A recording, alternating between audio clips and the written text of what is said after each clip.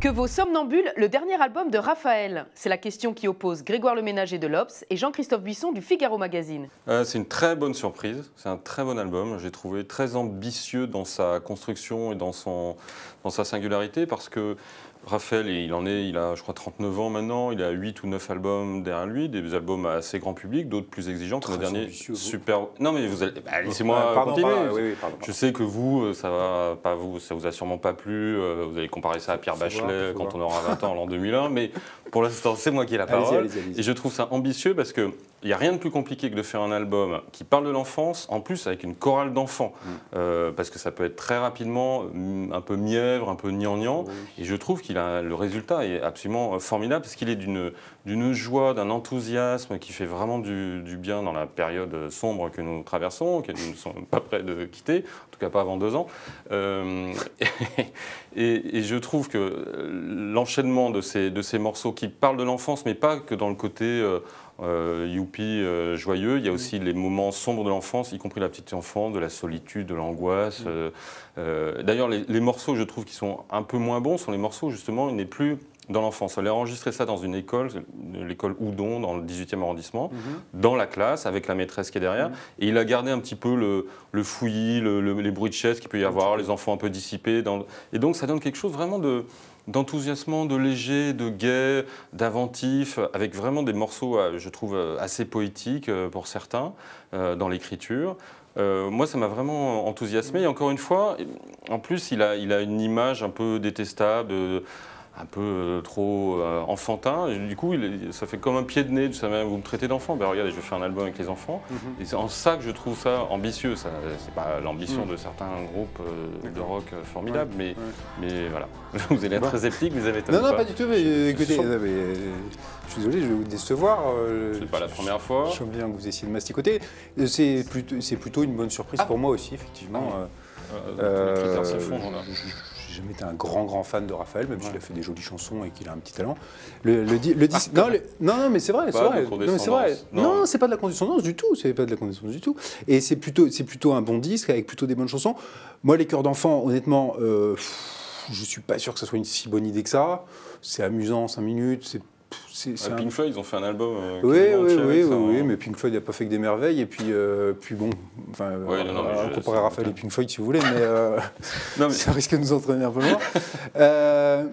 Donc voilà, les chœurs d'enfants, c'est sur une chanson ça va, sur 2 chansons ça va, 3, 4, au bout d'un moment on sature un petit peu. Et les chansons où il n'y a plus de chœurs d'enfants, moi au contraire, m'ont semblé plus...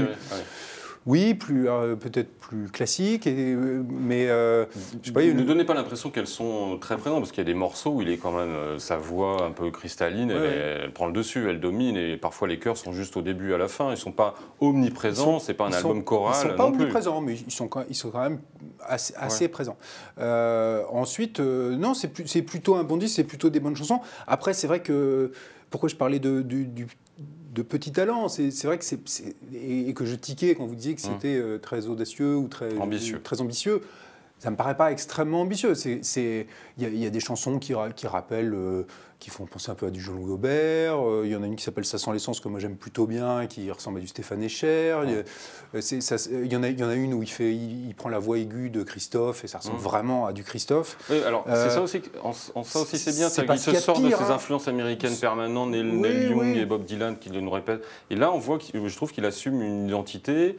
À lui, musique française, effectivement, elle a lancé à Christophe. Et en même temps, du coup, il fait des choses qui sont pas loin du niveau de ces modèles-là, qui sont des modèles très honnêtes et tout ça. Mais même Souchon, ça ressemble un peu à Souchon parfois. Souchon, il essaye de faire du Philippe Catherine aussi, alors là c'est une catastrophe avec les gamins qui fait répéter, et là pour le coup la chorale d'enfants. Non, mais il ne faut pas qu'on donne trop de références, parce qu'on donne l'impression justement qu'il n'a pas d'identité. Alors que je trouve que son identité, c'est cette synthèse et ce mélange.